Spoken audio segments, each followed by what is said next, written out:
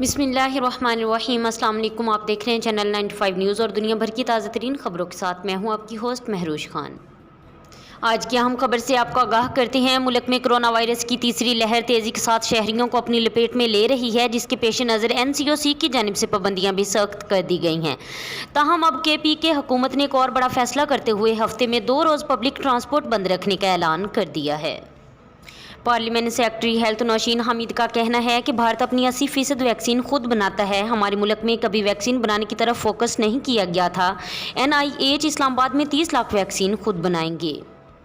बात करते हैं बलूचिस्तान और खैबर पख्तूनख्वा समेत मुख्तलिफ इलाकों में पोलियो मुहिम जारी है। वर्कर्स घर घर जाकर 5 साल की उम्र तक बच्चों को कतरे पिला रहे हैं। मुस्लिम अफवाज पोलियो टीम की हिफाजत यकीनी बना रही है।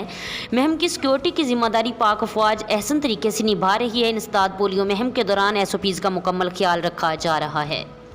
मजीद आगाह करते चले, मुस्लिम लीग नून के रहनुमा राना सनाउल्लाह का कहना है कि इस्तीफों के मामले पर पीपल्स पार्टी की राय का एहतराम करते हैं। पीपल्स पार्टी अपनी गलती को तस्लीम करे। वफाकी वज़ीर असद उमर ने अपने ट्वीट में कहा है कि हर मुल्क को शहरियों की हिफाजत से मुतल्लिक फैसले का हक है। बरतानवी हुकूमत ने पाकिस्तान और दीगर ममालिक को रेड लिस्ट में शामिल कर दिया। असद उमर ने कहा कि बरतानवी हुकूमत का ममालिक का चुनाव साइंस पर मबनी था या खारजा पॉलिसी पर। बरतानवी हुकूमत के फैसले से सवाल उठ गया है। अब कुछ खबरें दुनिया भर से। स्पेन की हुकूमत ने खाना जंगी और अमरीत के दौर में हलाक होने वाले हज़ारों अफराद की बाकियात को शनाख्त करने के लिए खती रकम मुख्तसर कर दी है। हस्पैनवी हुकूमत ने इस हवाले से अपने बयान में कहा कि शनाख्ती मुहिम के दौरान हज़ारों अफराद की कब्रों की खुदाई की जाएगी।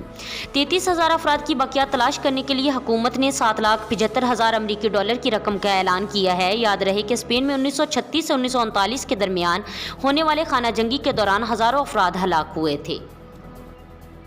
बात करते हैं अमरीकी दारुल हुकूमत वाशिंगटन में। कैपिटल हिल की इमारत के बाहर एक शख्स ने अपनी गाड़ी पुलिस एहलकारों पर चढ़ा दी। वाक़े में एक पुलिस एहलकार हलाक जबकि दूसरा जख्मी हो गया। दोनों जख्मी एहलकारों को तिबी इमदाद के लिए अस्पताल पहुंचाया गया था, जहां पर एक एहलकार जख्मों की ताब ना लाकर चल बसा। पुलिस ने मुतशिबा शख्स को गोली मारकर हलाक कर दिया। पुलिस के मुताबिक इसके पास चाकू भी था।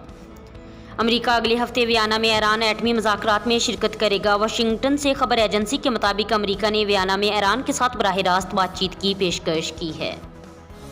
सऊदी वज़ीर ख़ारजा ने इसराइल से तल्लुकात मामूल पर लाने को खित्ते के लिए मुफीद करार दे दिया है। शहजादा फैसल बिन फरहान का अमरीकी TV को इंटरव्यू में कहना था कि सऊदी अरब और इसराइल के तल्लुकात मामूल पर लाने का फ़ायदा मशरक़ी वस्ता को होगा।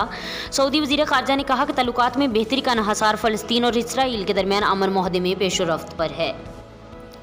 आखिर में बात करते हैं Oman civil aviation authority CAA के एक सीनियर ओहदेदार ने बताया कि मस्कत और दुबई के दरमियान परवाज़ें तिजारती वजूहात की बिना पर मुअत्तल कर दी गई, क्योंकि तयशुदा परवाज़ों के लिए दोनों फरीकों के माबैन मामलात अभी तय नहीं पाए गए। ये थी दुनिया भर की ताज़ा तरीन खबरें। मज़ीद ऐसी खबरें सुनने और देखने के लिए हमारे चैनल को सब्सक्राइब करें, बेल आइकन को प्रेस करें ताकि जो भी नोटिफिकेशन हो सबसे पहले आप तक पहुँचे। खुदा हाफिज़।